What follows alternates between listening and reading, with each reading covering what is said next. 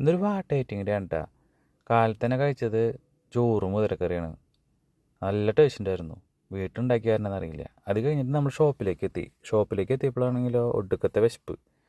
അപ്പോൾ അപ്പുറത്തെ കടയിൽ പോയിട്ട് ഒന്നും നോക്കിയില്ല, ഒരു കൊള്ളി വറവാണ്ട് മേടിച്ച് കഴിച്ചു.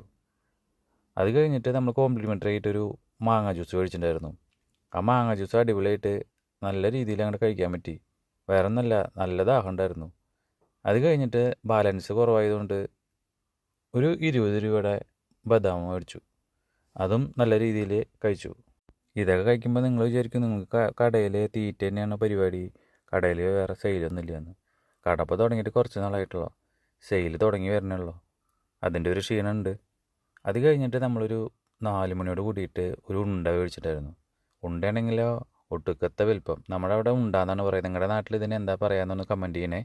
അത് കഴിഞ്ഞിട്ട് അതിൻ്റെ കൂടെ തന്നെ ഒരു പരിപ്പടം മേടിച്ചു. അങ്ങനെ ഇന്നത്തെ വാട്ട ഐറ്റിംഗ് കൂടെ അങ്ങോട്ട് അവസാനിപ്പിച്ചു.